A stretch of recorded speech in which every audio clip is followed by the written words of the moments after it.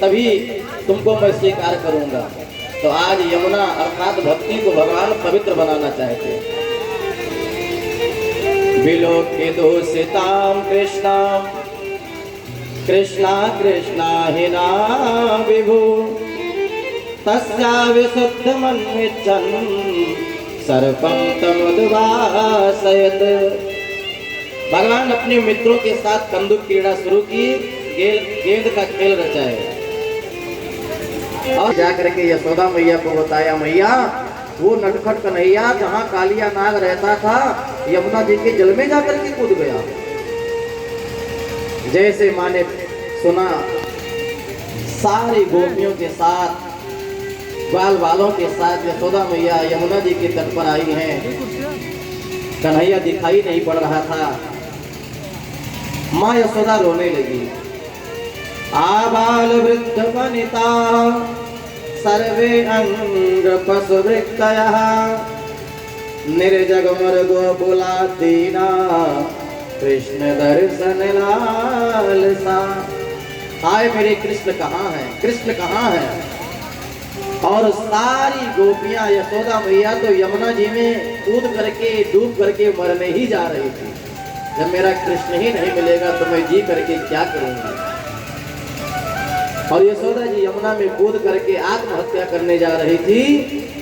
इतने में बलराम जी भी साथ में थे। बलराम जी आगे खड़े हो गए और बलराम जी ने यशोदा मैया सभी गोपी वालों को बलराम जी ने मना किया, ठहरो आप लोग चिंता मत करो, कालिया नाग मेरे कन्हैया का बाल बांका नहीं कर पाएगा। मानो बलराम जी कहना चाहते हैं कि जब सर्पों के मालिक हम शेष अवतार जब खड़े ही हैं तो मेरे कन्हैया का बाल बांका कौन कर पाएगा। बलराम जी ने सबको मना किया। और भगवान श्री कृष्ण जब पहुंचे तो कालिया नाग सो रहा था, उसकी पत्नियां जग रही थी। बहुत सारी पत्नियां थी, नाग पत्नियां। पत्नियों ने कहा महाराज सो रहे हैं, चले जाओ बेटा, नहीं तो जगेंगे तो तुमको मार डालेंगे। कन्हैया ने कहा हम तुम्हारे पति देवता को जगाने ही आए हैं। और फिर कालिया नाग जगह बड़ा तामसी था। 101 फण से क्रोध के कारण एकदम उसका फण फड़कने लगा और 101 फण से भगवान के ऊपर प्रहार करना चाहा। और भगवान के दिव्य पावन शरीर में कालिया नाग लिपट गया। दबा करके भगवान को मारना चाहा तो भगवान ने अपने शरीर को फैलाना शुरू किया। जैसे भगवान अपने शरीर को बढ़ाने लगे उसकी नस नस ढीली पड़ गई। भगवान को छोड़ दिया, फण से प्रहार करने लगा। भगवान छलांग लगाए और कालिया नाग के फण के ऊपर चढ़ गए।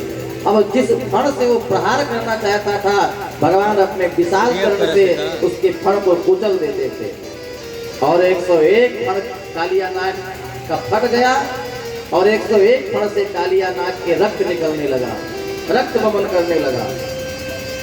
पर भगवान नृत्य करना बंद नहीं किए। मारे क्रोध के कारण फण का प्रहार कर रहा था। इधर कालिया नाग की पत्नियों ने सोचा ये 1 नंबर का क्रोधी, ये मर जाएगा पर ये झुकेगा नहीं भगवान के चरणों में। तो कालिया नाग की पत्नियों ने भगवान के चरणों में स्तुति करके भगवान को मनाया। हे गोविंद न्यायो हि दंडा कृत किल विशेषमिन् तवावतारा फल निग्रहाय।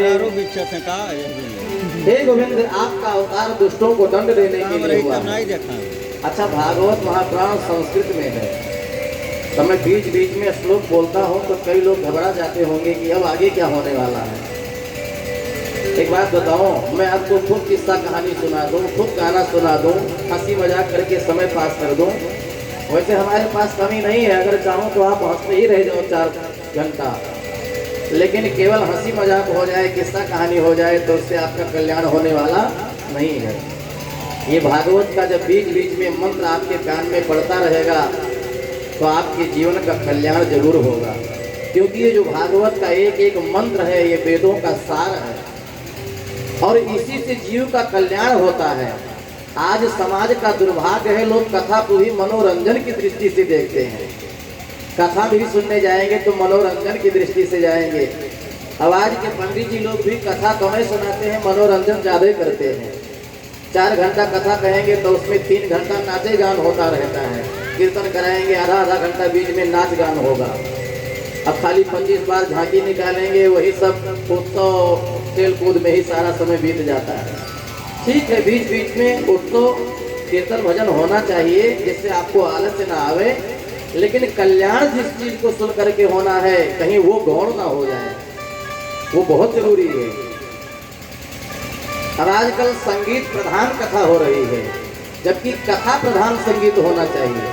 कथा हो उसके साथ भजन कीर्तन हो तो बात बढ़िया है, और खाली भजन ही कीर्तन हो कथा हो ही ना तो फिर मतलब ही क्या है कथा कराने का।